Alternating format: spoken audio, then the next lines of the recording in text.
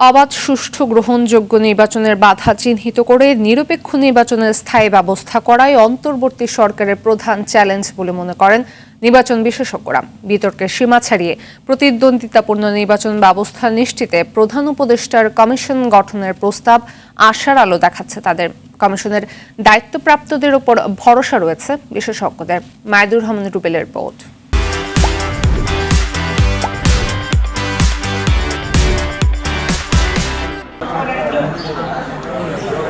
তত্ত্বাবধায়ক সরকারের অধীনে সবশেষ নির্বাচন হয় 2008 সালে। আওয়ামী লীগ সরকার গঠনের পর দলীয় সরকারের অধীনে নির্বাচন করার অভিপ্রায় নিয়ে বাতিল করে তত্ত্বাবধায়ক সরকার প্রথা। সেই তত্ত্বাবধায়ক সরকার ফিরিয়ে আনতে মাঠে আন্দোলন করলেও শেষ অবধি হালে পানি পায়নি বিএনপি।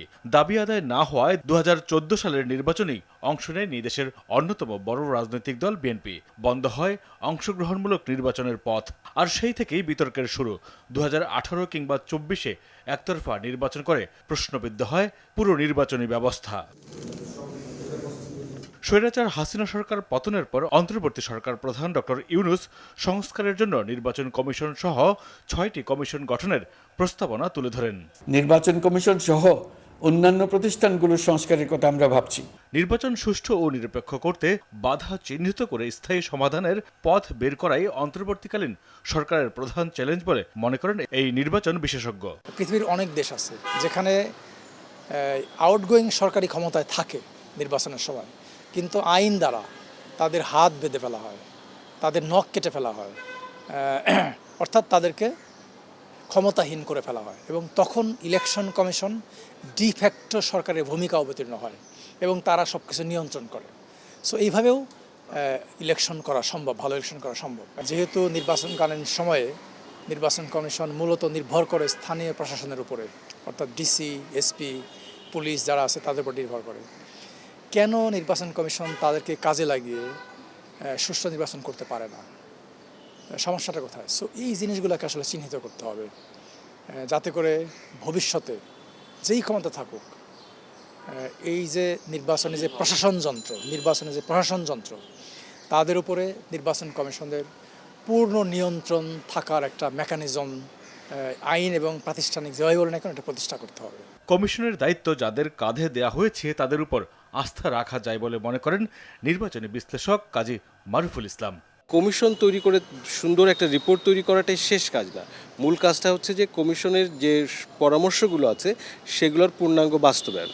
ফলে এই পূর্ণাঙ্গ বাস্তবায়নের ক্ষেত্রে আমরা বর্তমান সরকারকে দেখছি যে তার আগ্রহ আছে, এবং আমরা আশা করছি যে তার যে প্রতিশ্রুতি দিয়েছেন সেই প্রতিশ্রুতি অনুযায়ী তারা বাস্তবায়ন করবেন। যদি আমরা বাস্তবায়ন করতে সক্ষম হই তাহলে আপনি একটি সুষ্ঠু নির্বাচন আশা করা যেতে পারে।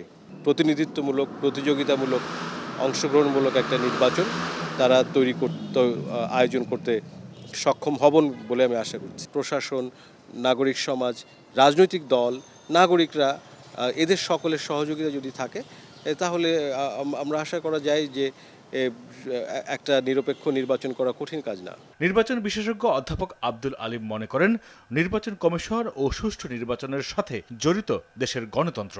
বাংলাদেশে যতগুলো নির্বাচন হয়েছে, তত্ত্বাবধায়ক সরকারের অধীনে যে নির্বাচনগুলো হয়েছে সেগুলোর গ্রহণযোগ্যতা নিয়ে কোনো প্রশ্ন নাই। পক্ষান্তরে দলীয় সরকারের অধীনে নির্বাচনগুলো সেগুলো সবগুলো নিয়েই বিতর্ক আছে, এবং কোনোটা নিয়ে সিরিয়াস বিতর্ক আছে। আপনি যদি একটা ভালো নির্বাচন করতে যান তাহলে নির্বাচন কমিশন একা পারবে না।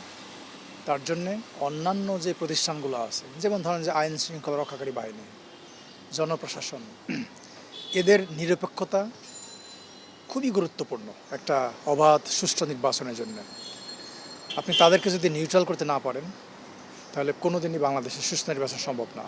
কোনো সরকারই যেন নির্বাচনকে আর প্রশ্নবিদ্ধ করতে না পারে সেজন্য স্থায়ী পদক্ষেপ নিতে অন্তর্বর্তীকালীন সরকারের প্রতি আহ্বান জানান এই দুই বিশেষজ্ঞ।